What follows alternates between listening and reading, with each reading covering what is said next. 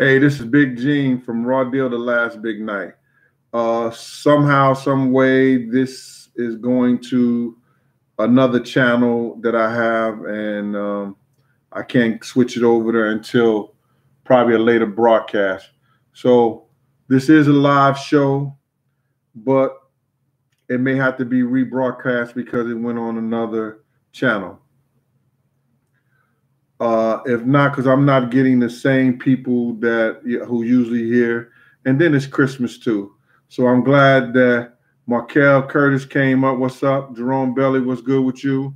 We got two people. We're going to try to get a couple of people more online before I start this up.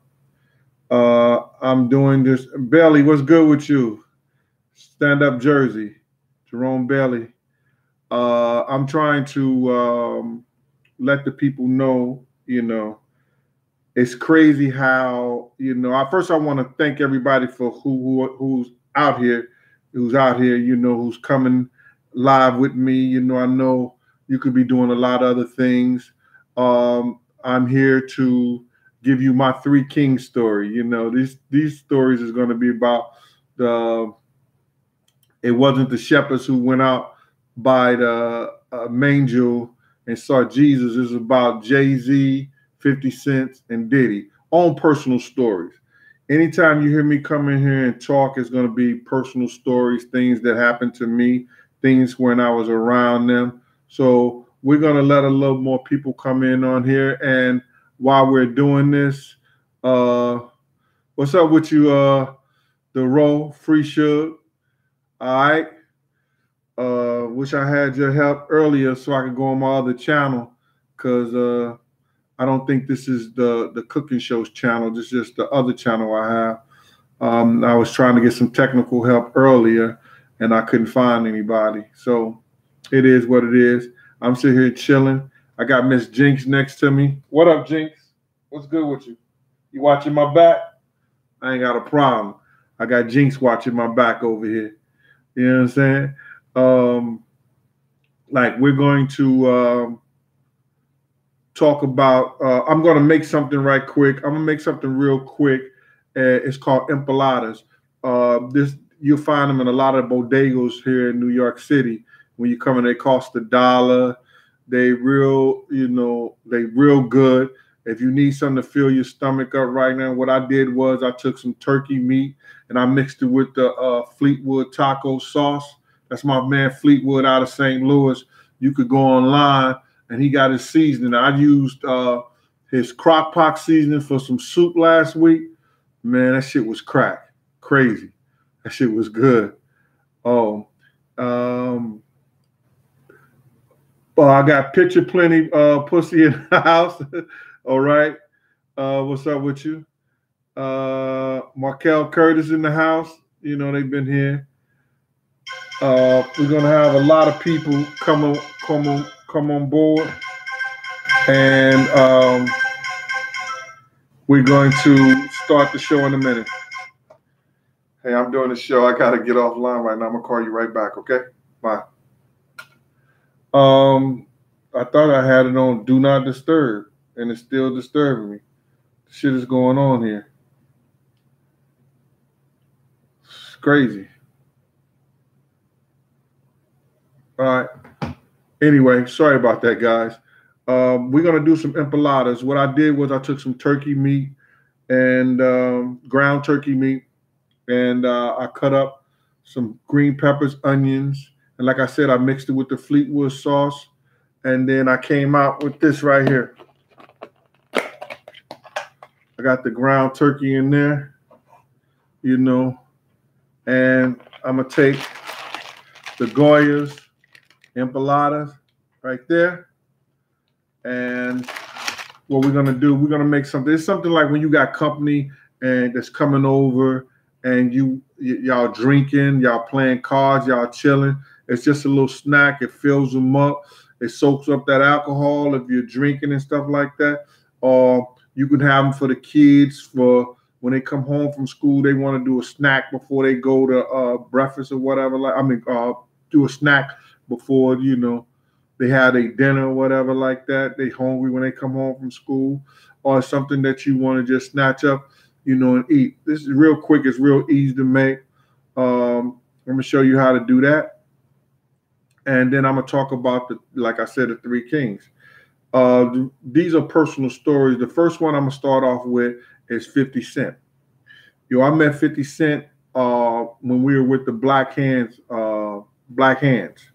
I was the head of Black Hands Security for years. I worked for Chaz Williams directly. I did all his parties. I was the doorman for all his parties. And when we went to different functions and everything, I was the front man, make sure, we was where we were supposed to be. We didn't have to wait in line. It was a pretty good situation, It was, Chaz was like, back in the 90s, he was one of the top promoters. Also, he had a record label, but he was one of the top promoters in giving parties. I mean, like, we gave up 2 parties in Vegas in one night. And I'm telling you, it was off the chain. They was after the Mike Tyson fight. One time we did a salt and pepper party, and that was crazy. And I got a crazy story about that too. But getting back to the 50 Cent thing, I met 50 at Black Hands. He used to be up there, recording and things like that, because Black Hands was responsible for all his management in the streets, as far as when he had parties and everything. This was back in the day when 50 had did How to Rob an Industry Cat. I think that was the song. He was going to perform out there in Vegas with us, or he was just going to chill. So me and him rode on the plane together. So we were headed to Vegas. We had stopped in St. Louis. When we stopped in St. Louis, I had all my brothers and them come to the airport, because we had a layover for about I think it was about 2 hours. So we had a layover in St. Louis. So me and 50, we was talking. We talked about the Big and the Tupac situation. We talked about, the industry and everything like that. He knew that, I was one of the top dudes, one of the top bodyguards in the industry. We was talking about, him and his situation with Ja Rule and the whole 9 yards. And because I really, Chaz was the type of person, he really never talked his business to me like that, other than what we had to do in, for parties and shit like that. But other people, since they used to see me and Chaz together all the time, used to talk the business, So a lot of shit I knew is because other people were telling me about, but I really didn't know the situation thoroughly between Ja and 50. And then I heard 50 part of it on the plane when we was going out to LA. And in both situations, he was telling me that, Ja had tried to play him on a couple of situations when he had went up in the studio one time, and these cats were coming at him, and he was about to, go at them. And then Ja waited until it got, hectic, but 50 was about to do something. And then he said, "Oh, no, that's my man," when he actually, in fact, told him to come up there. He wouldn't have came to the studio section unless he told him to come there. And another time, he said that they were, I don't know if it was a parade or they was in some kind of affair, and he was with one of the dudes who had took Ja chain before, and Ja tried to play him, and then he come up there and bigging up the dude who took his chain, and then try to play him like he didn't even know him or whatever like that. And I was like, that was their situation. That was they problem. But he had became a part of Black Hands, and a lot of rappers and everybody wanted to get at him with what he had wrote. But 50 wasn't the type of dude that, first of all, it wasn't too many rappers gonna come up to him and do no hand-to-hand shit with him. You understand? Because he was nice with his shit. Second of all, on that other thing, he ain't mind using that too. So it was a situation whereas that, Black Hands was just making sure that, he was protected, when he had to go get his money for the shows and while he was doing his shows. So at this given time, we were going to Vegas. So we on the plane, and I was telling him about, like I said before, the 50 Cent. I was telling 50 about the Biggie Tupac shit, and we was vibing and everything. Like I gave him my card. My card I used to have, it used to say Savoir Faire, you know, and it's a funny situation. I noticed that 50 used that in one of his songs before, and what I got from it was that he remembered, you know, what I told him what savoir faire means, you know. And if you could look it up, it's a person who has the ability and know how to get out any situation at any given time. He got the social skills to be at any, he could be anywhere, anything. He know what to say, he know what to do, he know how to get out of anything. You know what I'm saying? He got the savoir faire. And that was on my card. I still have that card today. You know, it's a savoir faire from St. Louis to New York and everywhere. I got that from a cartoon back in the day. There used to be this little cat, and they used to be chasing this mouse and everything like that. And he used to be like, savoir faire is everywhere. And the motherfuckers used to, you know, be chasing them all over. So, long story short, we on the plane and everything like that, and we get ready to get off the plane. So at this given time, I was still a state officer and everything like that, and I had credentials to go all around the country. I used to take like 5 guns with me, you know, anywhere from 3 to 5 guns every time I went. I break them down, put them in a case, and at that time, they had a different system, whereas that all your stuff would go into the captain's box.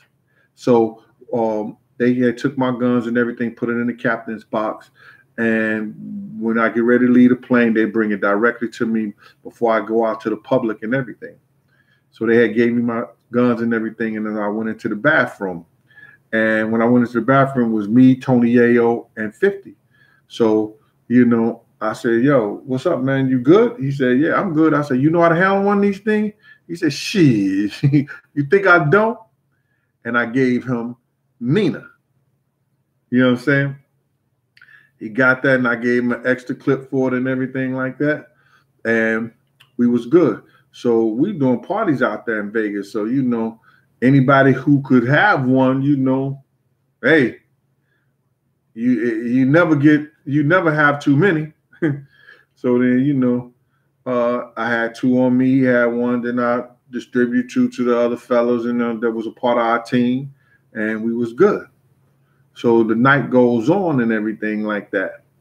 And Ja Rule and them is coming to the party. So, you know, Chaz told me to go down. You know, we had a little distance from the club to the parking lot. He said, go down and make sure Ja and them get through the barricades when they get ready to come up.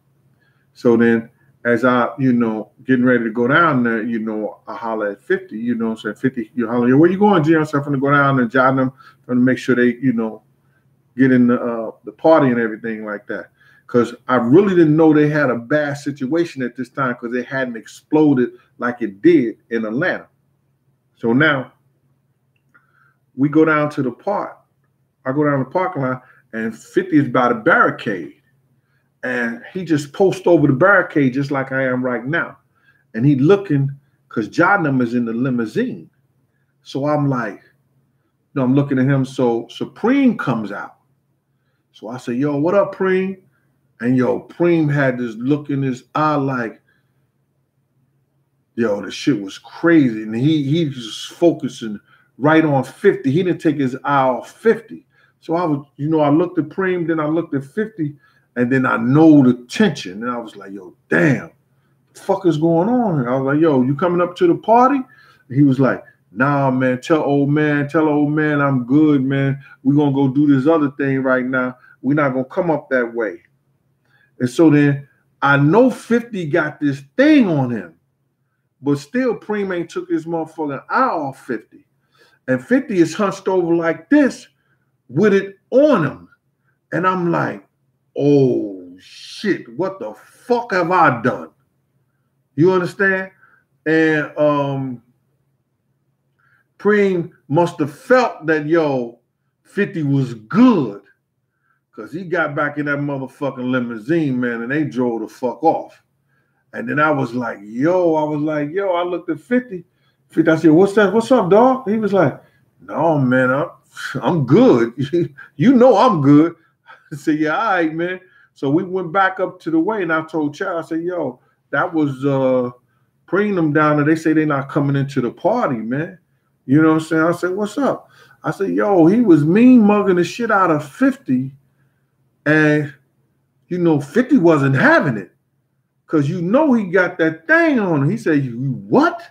I said, yeah, he got that thing on him. He said, what thing? I said, nigga, I gave him one of them things when we got off the plane. He said, oh, man.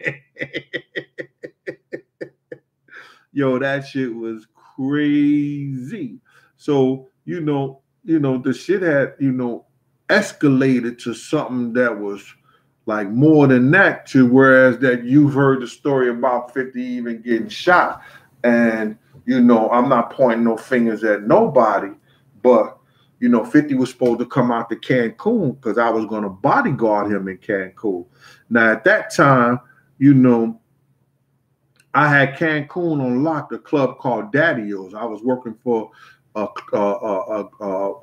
group called In the Streets, and the syndicate was running the whole Cancun, because during Memorial Day weekend, they'll get anywhere from 150 to 200,000 blacks out there from all over the country. And then the record labels got a host of it, and they start coming out there bringing their street teams and everything. And they were breaking songs in the club, breaking records in the club, and the whole 9 yards. So, the day 50 got shot, I'm running Daddy-O's, but I'm trying to call and see if he's coming out there. And I'm not getting any messages back, because like, you didn't call too much, because it was $10 a minute on everything I love. Back then, those phones and those phone cards, you probably get a minute for, $10. And I wasn't talking about Mexican dollars. So we going through this hotel, and that's BMF is out there. Everybody's out there at the club and everything. So I'm walking through the hotel, and it was the Fiesta Americana, Cancun. And 50 manager is in the pool. And he says to me, he said, yo, Big Gene, 50 got shot. And I'm like, yo, what? He said, yeah, 50 got shot, man. I said, he got shot? I said, so what the fuck is you doing in the pool if he's shot? He all right? He said, I don't know. He said, but I need to speak to Chaz now. Man, get the fuck up out of here, man. And I left out the hotel. I went and bought another phone call, and I started calling his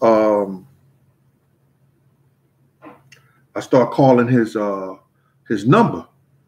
And then I just kept calling. Then his girl finally picked up, and I said, yo, this Big Gene, I heard 50 got shot and everything. And she said, yeah. I said, yeah, he's in intensive care. Yeah, okay. I said, yeah, he good? I said, all right, he good. So then that later on that night, I'm chilling at the Daddy-O's. I'm fucked up right now, you know what I'm saying?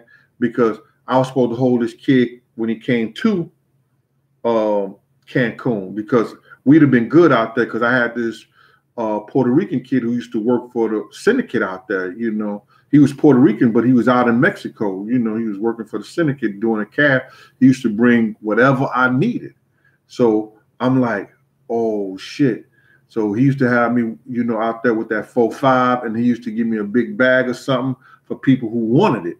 So, I was actually the man at that door. Anybody who tell you with Daddy-O's, me and Big Shorty and them, come on, man. We could make anywhere from 4,000 to 11,000 a night on the door. That's how crazy it was from Wednesday to Monday. You understand? That's how crazy it was. I had to get people to take money home for me, because if you got anything over 10,000, they would take it from you. You know what I'm saying? Or you would have to claim it or whatever. So we at Daddy-O's that night, and then this was after the Vegas trip and everything like that. And Preem come up in there and he with a couple of dudes in there. I said, yo, man, you hear that shit? I said, what? I said, yo, you hear that shit? He said, what? I said, yo, man, nigga 50 got shot, dog. He said, that nigga need to keep his motherfucking mouth closed. And I looked, and that's when I first know that there was a serious motherfucking beef. It was crazy against them. Because I didn't know anything that was going on between them two like that it was ever that serious or something like that. And then you hear all the fucking stories and all like that. But that was my story with 50. I got a couple other ones, you know, and I will share that at a later time. This next story is about Jay-Z. You know what I'm saying? Now, I know the Beehive, the Jay-Z fans, and everybody else is going to be, yo, this nigga talking about Jay. But this story is about the three kings in New York. And these are the three guys who right now has made the most money in the rap, you know, world. It came from New York. You know what I'm saying? Whether it's Queens with 50, whether it's Brooklyn with Jay, and whether it's Westchester with Puffy. You know what I'm saying? Because he's not from Harlem. You know that, right? You know what I'm saying? Anyway, so this is with the Jay-Z carry. It was out of Cancun too. Jay was out there. He was going to perform at the Players Ball. But earlier, these niggas was laughing at him because he had the silk, the cream shirt on. Now, niggas who I know who I'm talking about, that silk the cream shirt, it was the fake Versace shirts that niggas used to wear and try to get over on like they was real Versace. You know what I'm saying? And his own niggas in his own team was laughing at him and everything like that.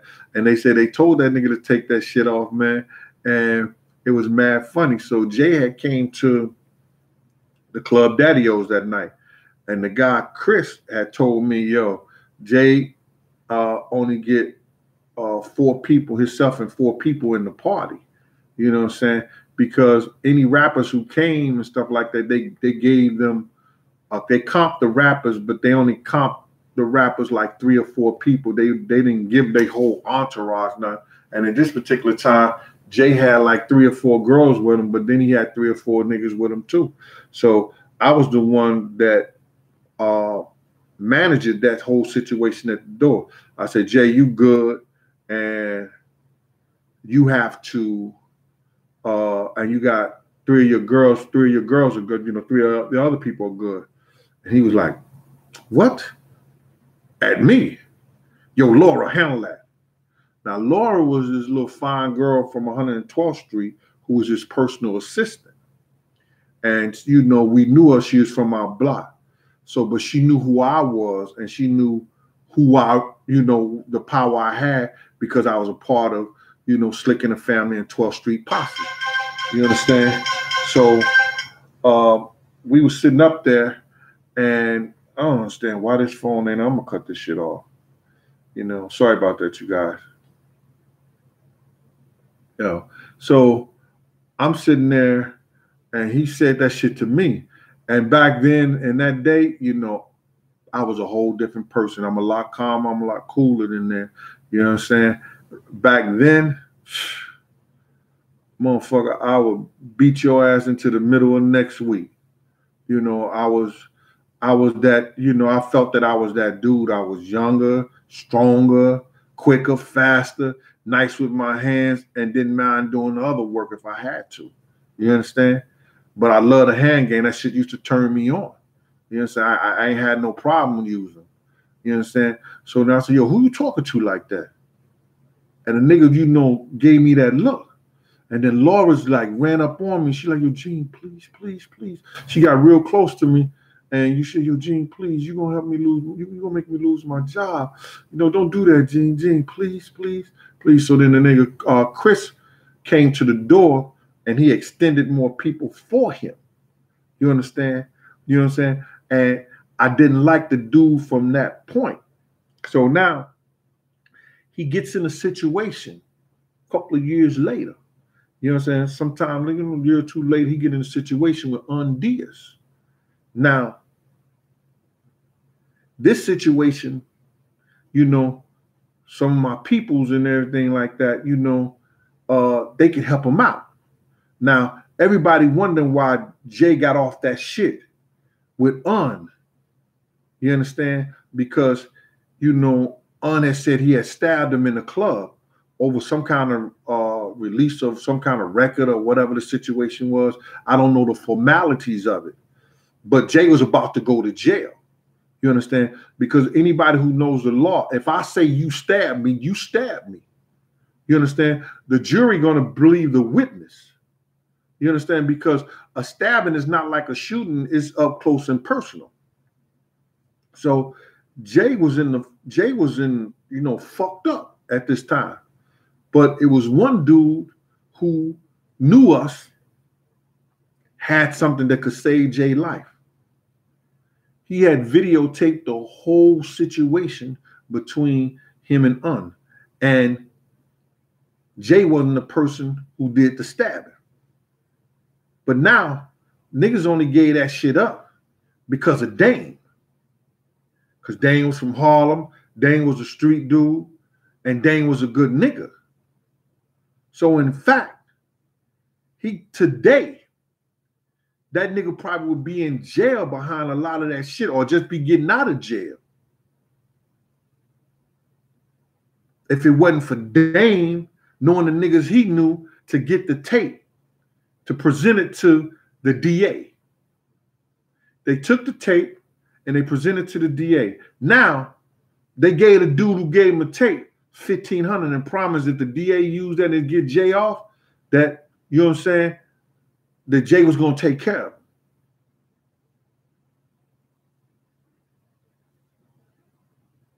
Hold that for a minute. This nigga gave him a tape that got Jay off. And Jay was supposed to take care of him because they used that tape. Don't you know phone numbers change?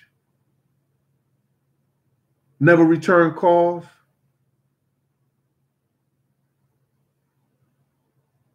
And that nigga saved Jay's life for that tape. This is the kind of shit that you get in that industry, bro. That's why I tell niggas all the time. You know what I'm saying? You got to get your money up front. You got to get your money, nigga. The money on the wood make the betting good. Get your shit up front, man. Don't depend on these niggas to give you your money or they going to take care of you later in the whole 9 yards. So now,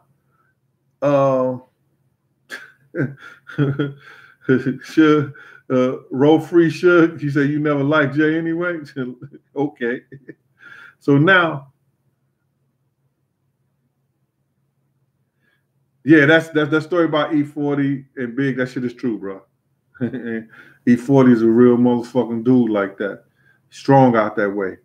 Before I ask any of these questions, stuff like that, because like I said, I'm probably still on the wrong channel, and I'm gonna rebroadcast this to my other channel because I don't know what's happening. Y'all see Miss Jinx got my back. She ain't letting nobody fuck with me right there.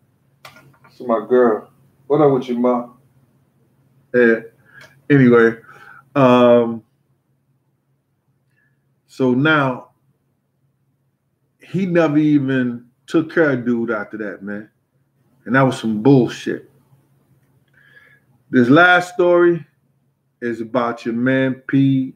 Diddy. You know I wasn't going to leave him out. Now, I started to do this Three Kings story, you know what I'm saying, because I wanted to do something, you know, a little different. But I'm going to get back on my bad boy shit and the infrastructure of bad boy, how I got started. I'm going to break everything down, you know, from the guys who put up the money for it and everything, and what they was really doing, how it was really going, and the situation and everything, and all the way up until they got to Clyde Davis to get the whole bad boy money. Because some of you motherfuckers believe that bullshit. And the shit is shown to be true right now, because one of the dudes who had the 9/16 of life sentences was living with Puff out there in California when he was released from the federal jail. So, you know, the shit is true. Everything about it. And it was a situation we had with them that I know for a fact what they were doing. But anyway, this is about Diddy, and this is about him and the Sean situation. They was on trial together. Now, I said before that me and Puff had met Sean out in front of the Trump Plaza one day, and Sean was in his tour bus. And Diddy said to me, you know, because I was, you know, like, you know, we meeting Sean and everything like that. He said, yo, Gene, don't let nobody take a picture with me and this motherfucker. I hate this motherfucker. And I'm like, nigga, you on trial with this nigga? You say you hate this motherfucker? Don't let nobody take pictures? I'm like, oh, shit. This shit is crazy. So then, King Strick, what's up from the Boogie Down?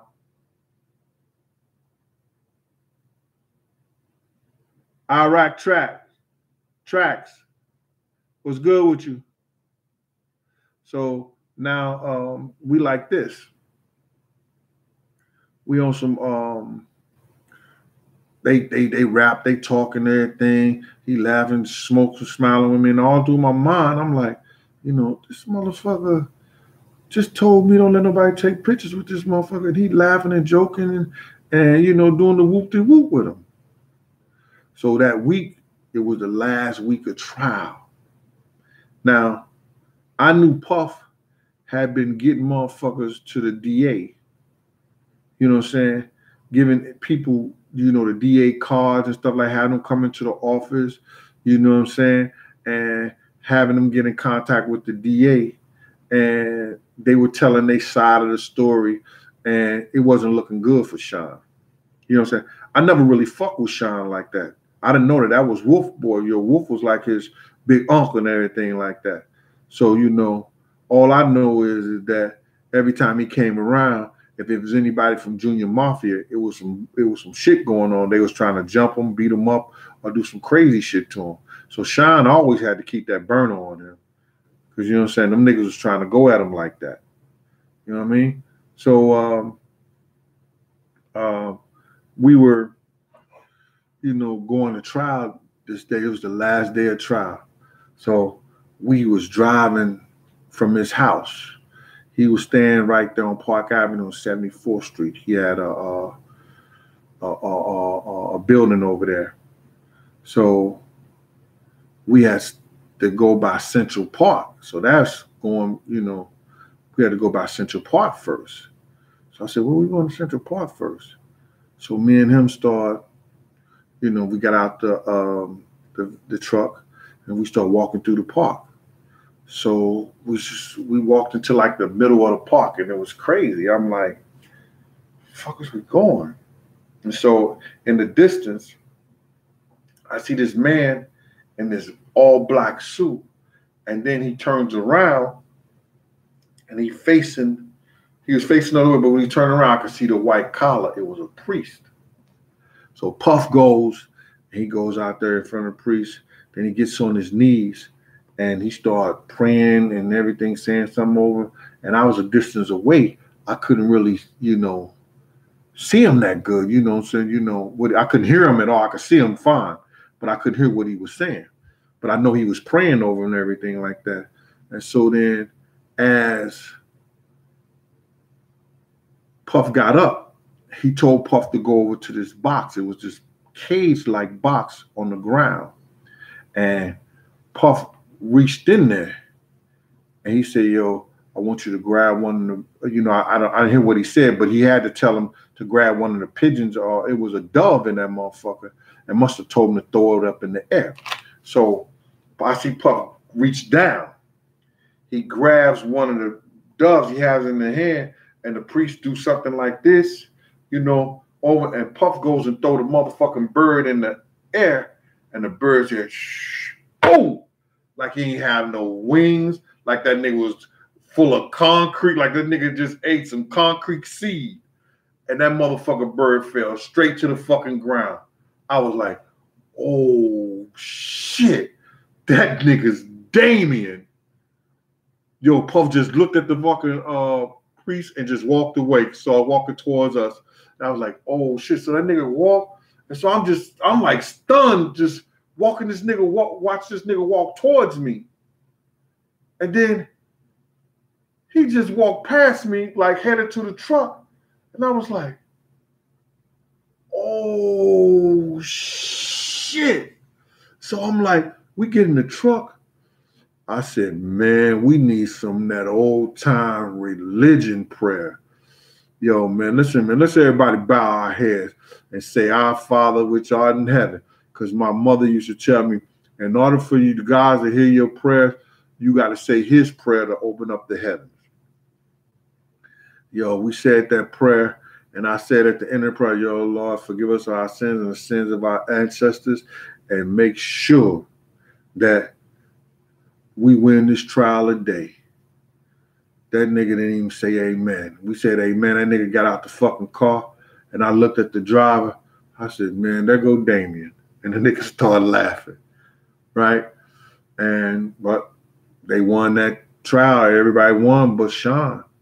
You know what I'm saying? Because they used the witness that they had found, you know what I'm saying, against Sean, you know, the people that testify against Sean. And some of those people, he had promised them jobs. They was getting jobs at Russell Simmons. Russell Simmons got them jobs for them. They was putting them in place and putting them in videos, putting their kids in videos and all that shit, man. You know? So, listen, we've been on here a half an hour. I know it's Christmas. I'm going to look over some of these comments. And, you know, like I said, this ain't for everybody. If you don't want to hear my stories, go watch your fucking cable box. Go play with yourself. Do whatever you want to do for you. You know, these are my stories. These are shit that happened to me in my life. You know what I'm saying? It's motherfuckers out here that's going to be trying to, you know, won't give you half the stories I give you. And they're going to be trying to get money from you on videos, on fucking books or whatever. I'm coming to you with cooking and conversation, and let's get down to the cooking right now, and then I'm gonna look over some of these I'm gonna look over some of these statements, and we're gonna get this shit to rolling.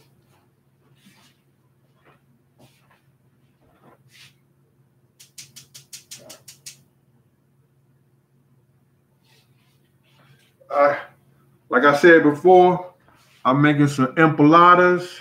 I got my Goyas. 10 discs in the bag. You pay like close to $2 for it. I already pre-cooked some ground turkey. You know what I'm saying? I got red peppers, onions, green peppers. I use my man Fleetwood, his taco seasoning. Now, you could use burrito seasoning, taco seasoning. You could do any of those things like that.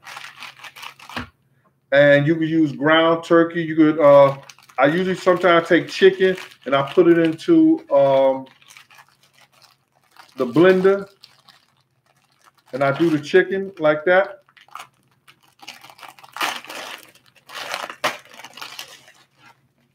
I take these discs. These are the discs right here. Take one of these. Now, you know when you go to these spots in Harlem, the Dominican spots, the little stores, you get these joints right here, and I'm telling you, they put like a spoonful like this in it. Let me try to move this back a little something. Come down a little right there. You can probably see me a little bit more. I'll step back a little, something right here. I got it right here. So what I'm going to do, I'm going to take a little ground beef, put it in there right there. I take this and I fold it over like this. See that? It's like a half moon. Now I take the fork And I'm going to press down on the ends.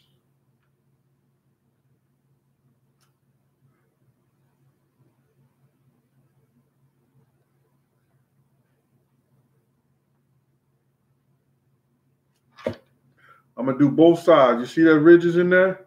We're going to do both sides. And what I'm telling you, you want to do these for a party or you want to do it for the kids. There you go. That's one.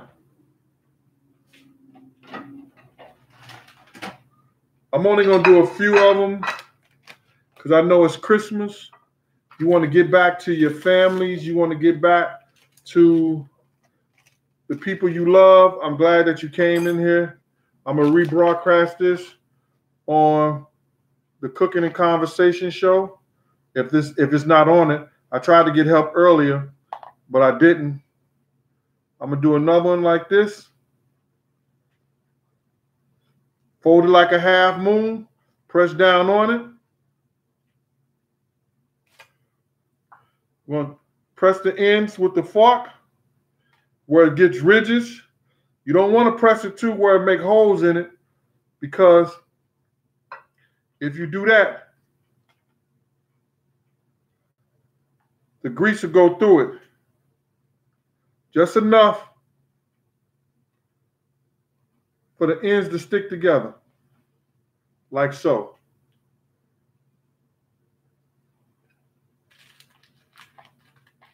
And for you guys and you people who don't like what I'm doing, and I know you want to, talk, and you want to say something, yeah, all right. You can't tell me what the fuck to do. What you eat don't make me shit. When I come to do this, and if I want to cook and talk to you guys, then I want to cook and talk to you. That's on me. So all you cats that want to come right here and, you want to jump on some other shit, then hey, you do that. I'm going to take a couple questions right now. All right, Justin, Credible. 002.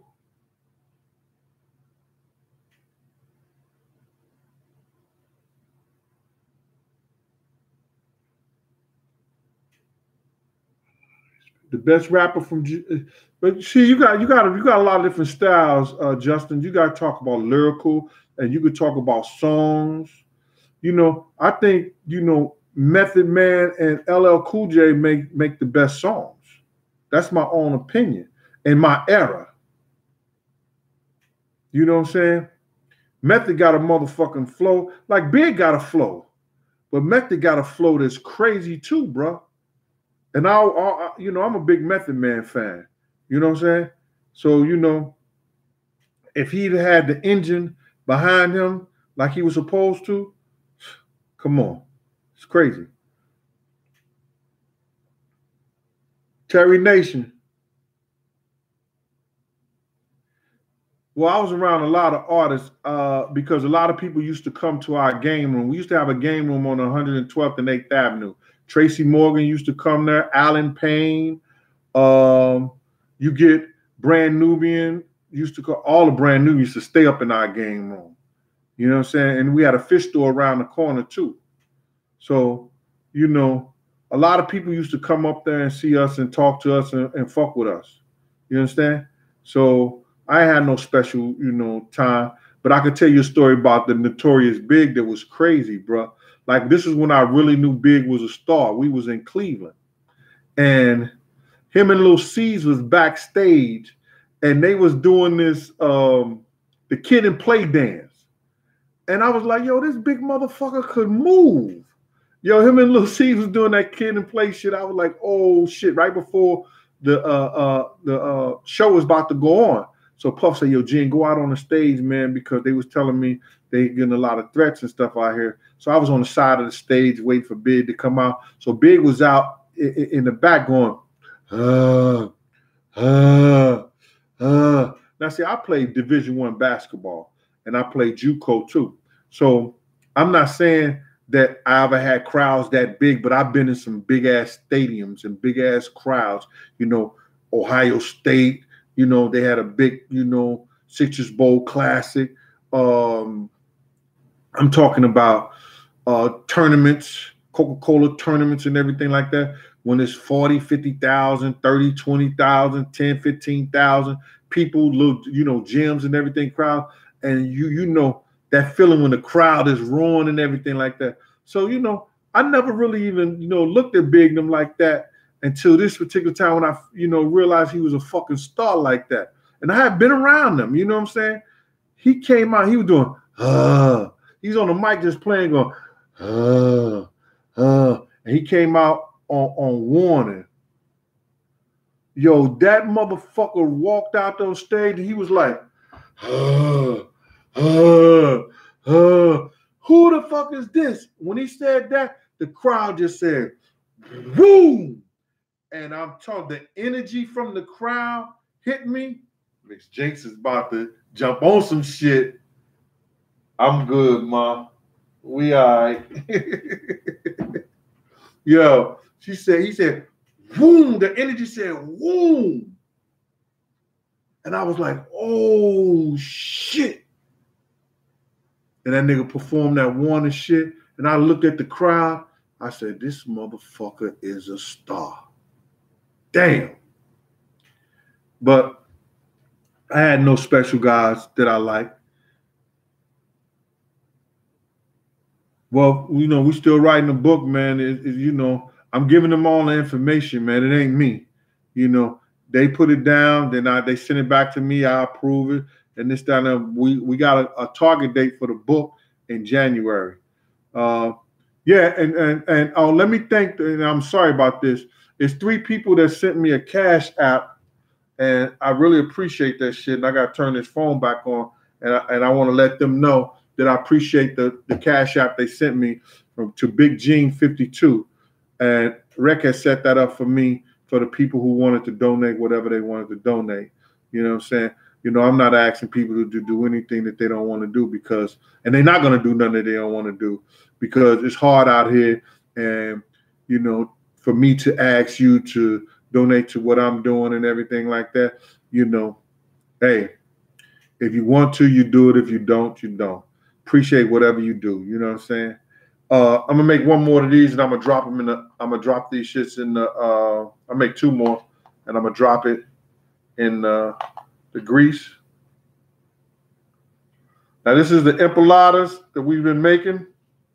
Earlier, if you just came in, we talked about the 3 kings. That was Jay-Z, 50 Cent, and P. Diddy. I gave a story on all 3 of them.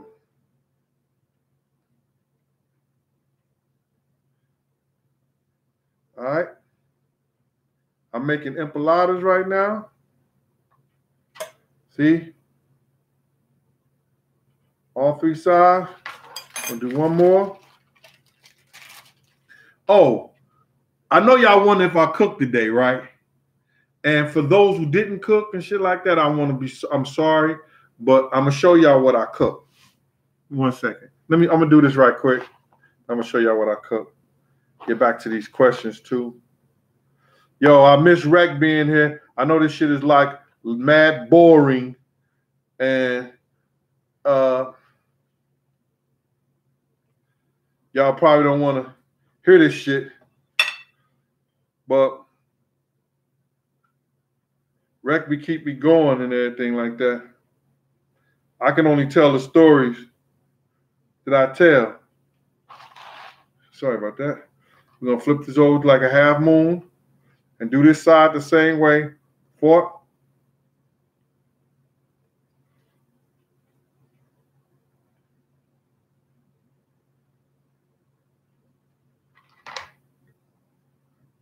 Those are the 4. All right, I'm gonna drop these into that all I got cooking back there and bring them back to you.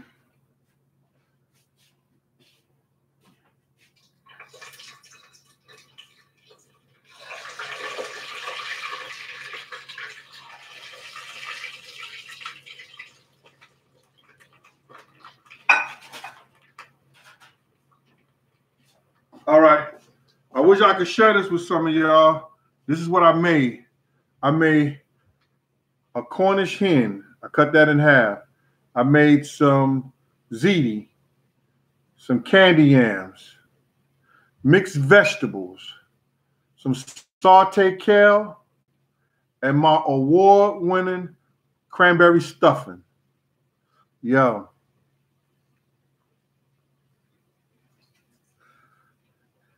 Now, you know if Rec was here, what he'd be saying. Cash out that plate, y'all. Cash out that plate. You understand? Big G 52, MREC TV. All right. Check on this right quick.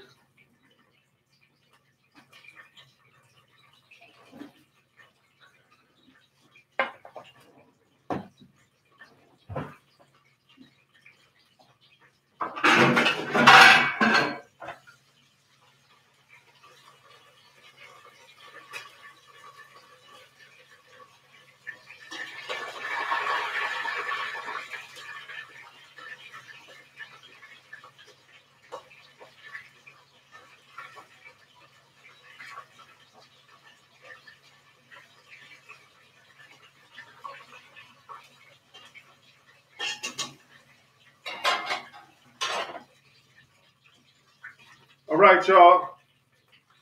Let me get back to y'all. I'm gonna get these out. That was real quick, right?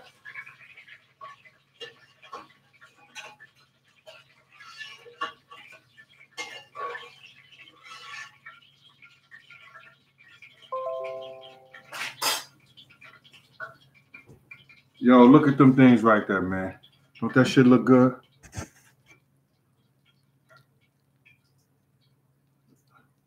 And they taste, yo, my man, listen here. I love these shits right here. Right there. All right. Let's get to some of these questions. Sorry about that. Terry Nation, respect, brother. From Cleveland. What's up, Cleveland? D. Miller, what's up with you?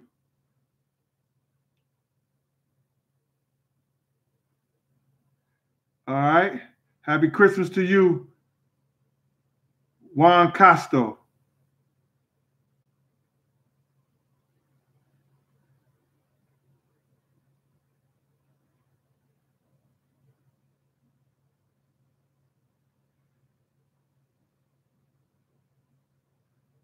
Oh, the website for his season, I guess it's Fleetwood. I don't have it with me, but he's out of St. Louis, Missouri. But I guess if you look up Fleetwood seasoning, you could probably get the website and stuff like that.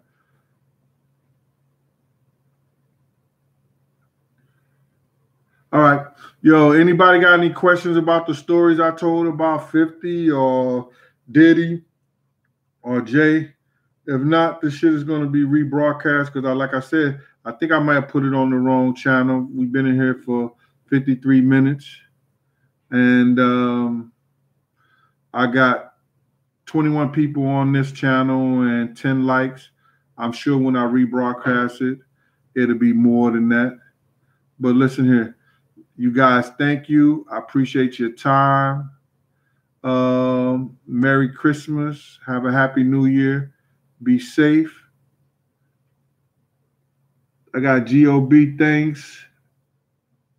Armand Felipe. Good with you. White Falcon 44. Mike Till. I can't tell you why Diddy do a lot of people dirty. It's because a lot of people allow him to do something. Some people allow to do that. And then sometimes people be waiting on him to do the right motherfucking thing. You know, there's only one person I ever saw or heard that Diddy, you know, would listen to in his bullshit, and that was Heavy D. So when Heavy D died, yo, I knew the kid was going to, you know, nobody could talk to him after that. Heavy D was the only nigga that could really talk to Puff when he was doing his bullshit. Everybody that I know that taught him, helped him from Eddie F to Tim Dog to a lot of people who was in their cipher, they don't fuck with dude like that.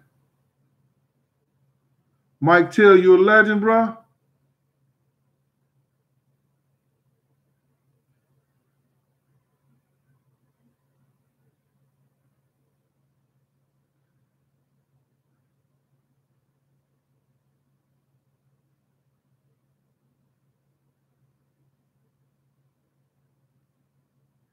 All right. So listen, I'm gonna have records. One of my guys rebroadcast this on the other channel. Thank you guys for participating. I'm sorry I got to get this fixed, man. Whereas that I can go to my regular channel and do this because it's going to this old channel, and I had nothing up here. So listen, thank you. I appreciate you guys for coming out. Next week we're gonna be back on the infrastructure of Bad Boy. How the guys from Butt Naked put the money into the Bad Boy situation, where they got the money from, how was they doing, and why was the situation it was, and how I know the fact that he owed Wolf the $300,000. I'm going through the whole thing and bring it up to date. All right, listen.